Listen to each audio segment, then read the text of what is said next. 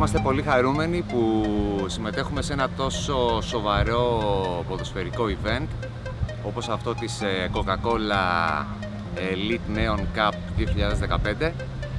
Τα προϊόντα της U-Turn είναι ιδιαίτερα προϊόντα τα οποία εστιάζουν σε εξειδικευμένα συστήματα και μεθόδους προπόνησης. Το σύστημα έχει πάρα πολλές δυνατότητες, μπορούμε να το χρησιμοποιήσουμε και να κάνουμε πάρα πολλά διαφορετικά παιχνίδια για κάθε είδος προπόνησης. Αυτό που θα δούμε σήμερα και έχουμε οργανώσει πρόκειται για 4 στόχους, το καθένα από αυτά είναι ένα rebounder. Σκοπός του παιχνιδιού είναι να πετύχουμε 15 πάσες με τα rebounder στο μικρότερο δυνατό χρόνο. Πώς θα γίνει αυτό?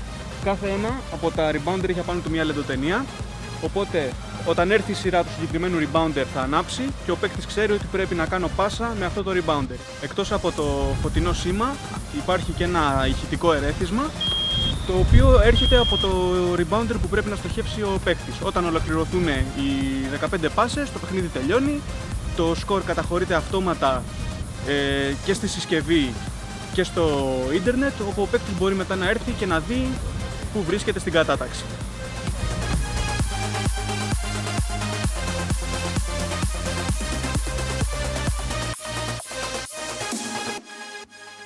...125 διαφορετικά άτομα παίξανε και μικροί και μεγάλοι. Καταγράψαμε με πάνω από 20 διαφορετικές ακαδημίες που ήρθαν να δοκιμάσουν το σύστημά μας. Ο νικητής ήταν στα 37 δευτερόλεπτα, πολύ γρήγορος, υπήρχε πάρα πολύς ανταγωνισμός για την πρώτη θέση, ειδικά σήμερα την τελευταία μέρα. Είμαστε πολύ ευχαριστημένοι όλοι με το αποτέλεσμα. Ευχαριστούμε τους διοργανωτές και θα είμαστε και εδώ του χρόνου. Ελπίζουμε. Ευχαριστούμε.